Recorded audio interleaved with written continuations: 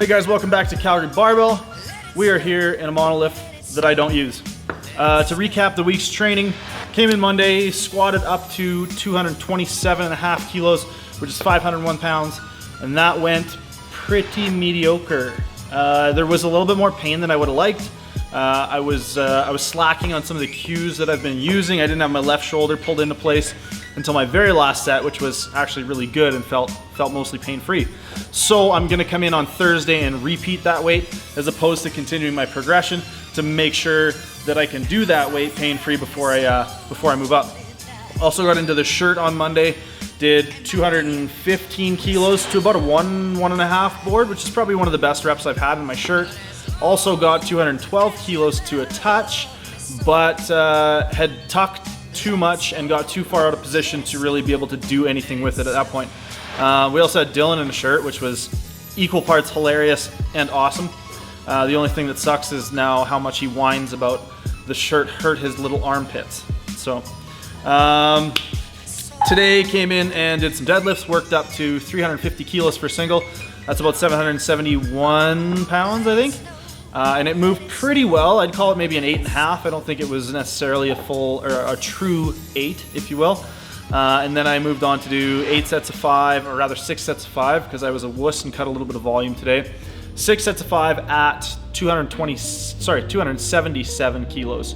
So those felt really good by the end. I guess part of me is getting a little bit beat up by the incredible amount of volume on Tuesdays, and the other part of me is trying to preserve a little bit for Friday for pulling against chains. Did some pin press today, had a really good single on that at 162, and it moved like an actual real 8, although a lot of people were saying that it was much less than an 8. That's what I want my 8s to look like. So also Dylan and I, we've been talking and talking shit mostly, and we've decided we're going to compete in what we call an arms race, so you can see what happened here. All right guys, so Dylan and I have been having a couple of heated discussions as of the last week, and we've decided we really need to settle this once and for all. So what we're gonna do is we're gonna do competition between Dylan and myself to see whose arms can grow more in the next 11 weeks. So we're gonna get Sandra to measure here today, and then in 11 weeks, the week before we take off for nationals, we're gonna get Sandra to measure again, and we're gonna see how badly I kick Dylan's ass at this.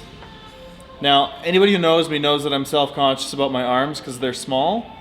Now, Dylan's arms aren't that small, so I feel like I have an advantage in that I'm starting from a more like noob gains point with my arms. So I really think I'm gonna kick his ass, and he doesn't think so, but I will. All right. So we're gonna do 2 measurements. We're gonna do flexed, and we're gonna do flaccid arm measurements. And then we're gonna record them today, December 20th. And then again on March, I believe 11th, on March 11th, we're gonna measure again, or at least end of that week, maybe the 9th, 10th, or 11th, somewhere in there. Okay, for posterity. Are we doing inches? Yeah. Okay. So we got to make sure we're measuring from the same spot each time. Or like maybe you want to measure down here today and then up here in March? Yeah. Okay, inches wise, you are sitting at 14 and a half. 14 and a half. That is fully laughable. 14 and a half. We got to write this down. And I'm gonna be the record keeper for this because Dylan's a cheater and he will cheat. He'll edit the entries. He'll do whatever he has to try and win. Okay, so my name's Bryce.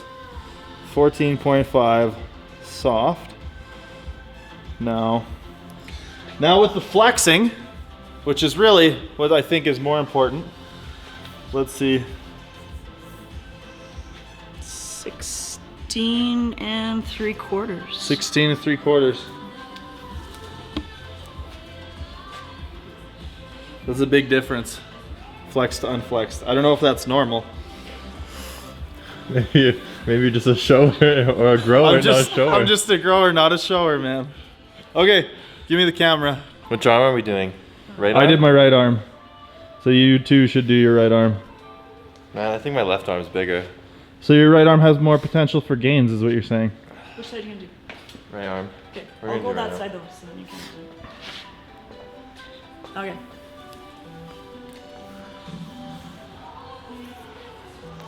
You're starting at 15 and 15 and a quarter. 15 and a quarter. Already winning. Feeling pretty good about that, are you, Dylan? All right. Flex. Flex. Holy shit, look at the peak on that bad boy.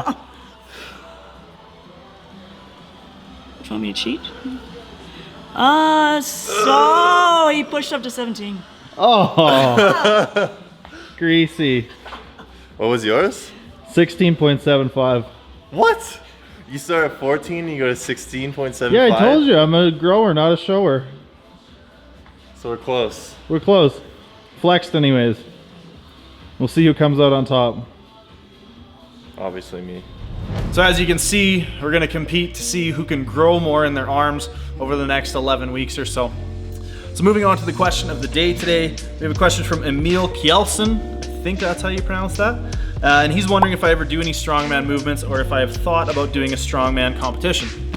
Now I'm super fortunate to work and lift at a gym that has a lot of strongman athletes and almost every strongman implement you would ever want. I'm good friends with a lot of the strongman competitors, but for me, I think that I would lose a little bit of carryover, and I think that I need a certain level of specificity in my training. I have too many goals in powerlifting still, and especially now doing both raw and equipped. I think that pretty much takes up my entire training week every week. So for me, there's not really a whole lot of room to start adding stuff in. But I think for a more novice trainee or somebody who wanted to be maybe a multi-sport athlete or who wanted to add some strongman stuff into an extended off season, I think those would be great options. You certainly learn a lot more. You become a little bit more physically literate. So you're gonna learn to do more round back deadlifts or round back picks with the stones. You're gonna increase your grip strength more than likely, doing a lot of the grip events like the farmer's carry and axle deadlifts. Doing some overhead work would definitely not hurt most powerlifters. Most powerlifters I know have pretty laughable overhead strength unless they train it. So something like that could help to beef up your shoulders, might carry over to pressing strength in the long run. But for me, I think that I'm gonna stick with the powerlifting at least for the foreseeable future. And maybe sometime down the road somebody will twist my rubber leg into doing a strongman show. I think it'd be really cool. It's just not in the cards for now. Another thing we're gonna be doing with the channel that I'm super stoked about is we're gonna be keeping Form Check Fridays on Fridays as a separate video. We're really happy with the number of submissions we've gotten from everybody. Please keep sending those in, calgarybarbell2@gmail.com. Send your lifting videos in. I've tried to get back to everybody who's sent them so far, but what we're gonna be doing in the future is we're going to be actually reviewing a number of those videos per our video every Friday as Form Check Friday. So continue to send those in. Look out for Form Check Friday videos on Fridays, and our usual vlog will be coming out on the Saturday. That's it for today, guys. We're gonna wrap the video up there. Thank you so much for tuning in. Leave a like if you liked the video. Make sure to hit that subscribe button and ask more questions. We're continuing to look for questions of the day. Please ask more questions. Give us some good topics to work with for the videos, and we will continue to give you the content that you ask for. See you next time.